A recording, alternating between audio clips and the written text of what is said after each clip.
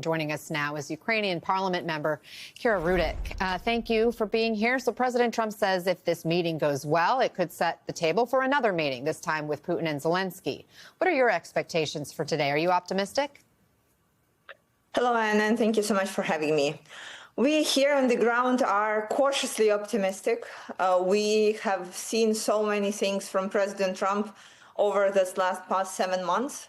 Starting from his promise to end the war in 24 hours, up till right now, when he's meeting with Russian dictator Putin, while Putin didn't do anything to prove as a fact that he is ready to end the war. We have zero facts that would prove that Putin is ready even to a ceasefire. So, of course, we have hope that there would be some diplomatic peace through strength. We also want the world to remember the facts from our past. When President Zelensky tried to have a diplomatic solution with Putin back in 2019, we have been in at least 20 so-called ceasefires with Russia since 2014 when they first attacked us. And nothing of this worked. So before sitting at the table with Putin, you need to have a very good understanding what would happen if he doesn't agree to any of the conditions that you set, and then if you get into agreement with him, how do you make sure that he will keep his part of the bargain?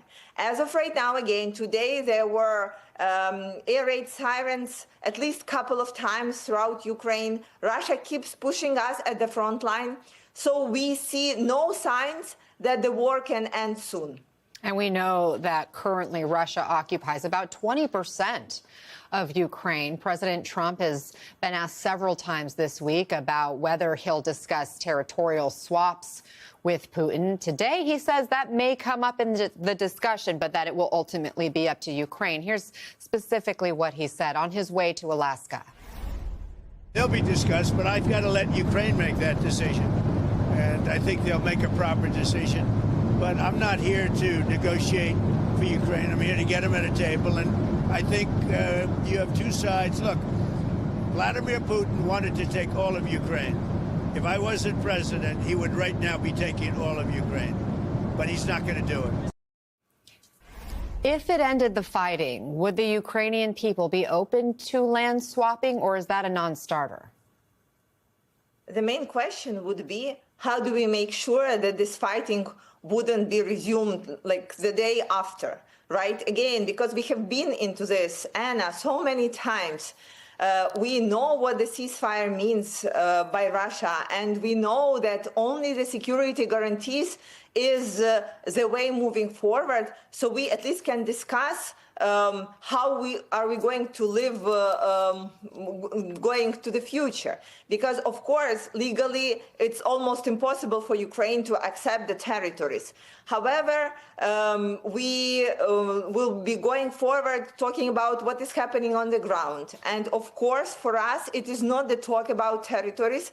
For us, it is the talk about our people. And I'm very happy, actually, that today people in Alaska were going and protesting on behalf of Ukraine, reminding both President Trump and dictator Putin that Russia has kidnapped thousands of Ukrainian children, and this is why Putin was acknowledged as by the International Criminal Court as a criminal. So when we are talking about any way of going forward, we need to be talking about what is happening with prisoners of war, what is happening with kidnapped Ukrainian children, etc., etc. And so this is why we are only cautiously optimistic, because we don't see that this is going to come up at the discussion by President Trump and Putin.